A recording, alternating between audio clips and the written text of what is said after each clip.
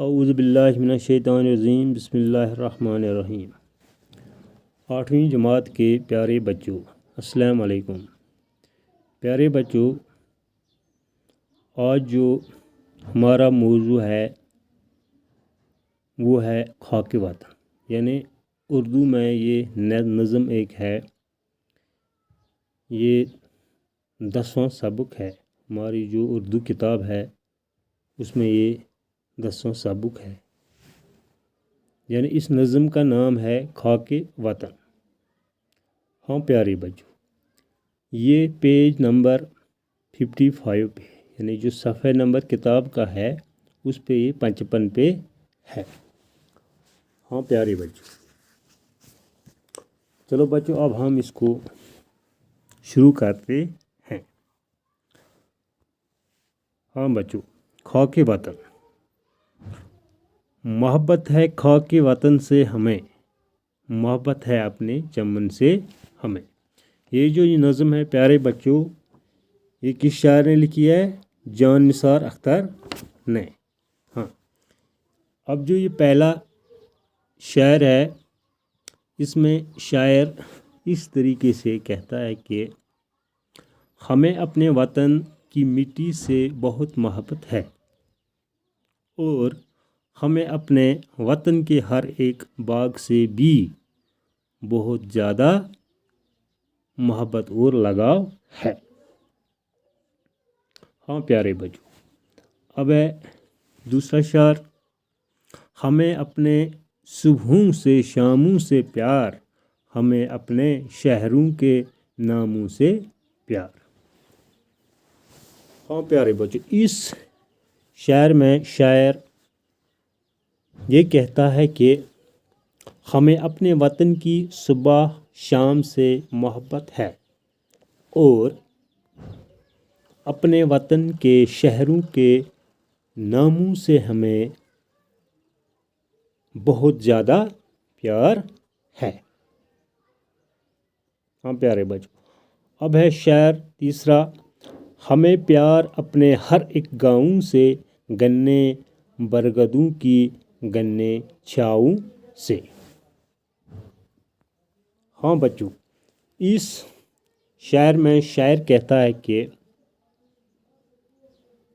ہمیں اپنے وطن کے ہر ایک گاؤں سے پیار ہے۔ جو ہمارا وطن ہے اس کے ہر ایک گاؤں سے ہمیں کیا ہے؟ محبت ہے، یعنی پیار ہے۔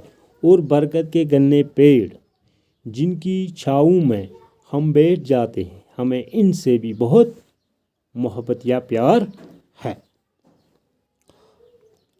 ہاں پیارے بچوں، اب ہے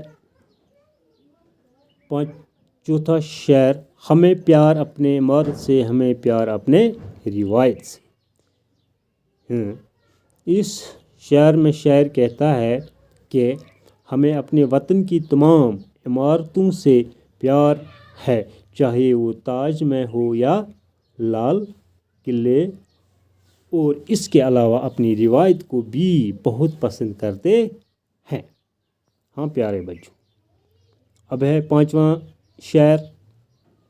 سلامت رہے اپنے دست و دامن، رہے گنگناتا ہمارا گگن۔ یعنی اس شعر میں شاعر یوں فرماتا ہے کہ اللہ سے دعا کی ہے کہ میرے آقا ہمارے دست و دامن کو ہمیشہ سلامت رکھنا، اور اس کے ساتھ ساتھ ہمارا آسمان بھی ہمیشہ گنگناتا رہے، یعنی اس میں ہمیشہ چمک باقی رہے۔ گنگناتا ہو گیا یعنی چمکیلا، یعنی اس میں ہمیشہ چمک باقی رہے۔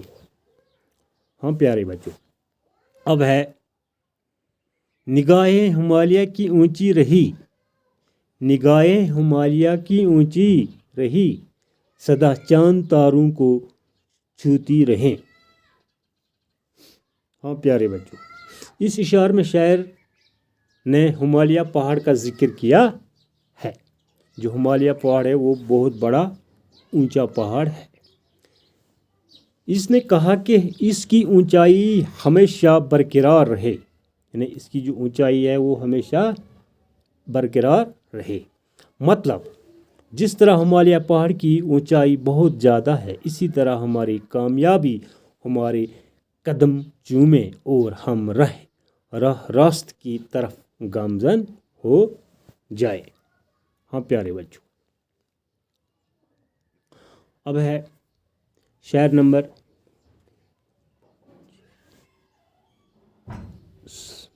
7واں۔ چمکتا دمکتا رہے شیشناگ، رہے وادیوں میں چناروں کی آگ۔ پیارے بچوں، اس شعر میں شاعر یوں کہتا ہے کہ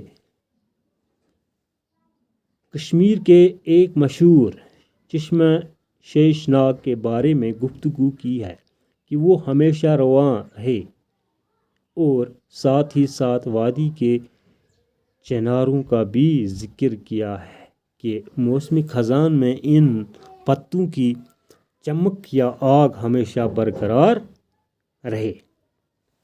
چناروں کے سرخ رنگ کو یہاں آگ سے کیا دیا ہے؟ تشبیہ دی گئی ہے۔ ہاں پیارے بچوں، اب ہے 8واں اشعار ہے لٹاتی رہیں اپنے نیندوں کا مد، یہ صبح بنارس یہ شام اودھ۔ لٹاتی رہیں اپنے نیندوں کا مد، یہ صبح بنارس یہ شام اودھ۔ پیارے بچوں، اس شعر میں شاعر جو ہے جس کا نام ہے جان نشین اختر، اس نے یوں فرمایا ہے کہ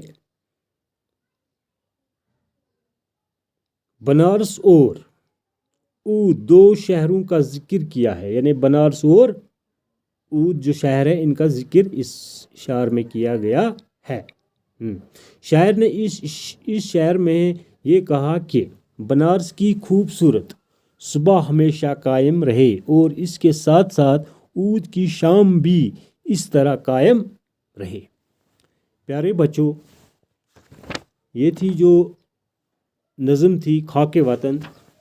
آج کے لیے پیارے بچوں اتنا ہی۔ اب جو اس نظم کے باقی شعر ہیں وہ ہم انشاءاللہ رہی زندگی کل ہم اس کو پڑھیں گے۔ تب تک کے لیے پیارے بچوں شکریہ۔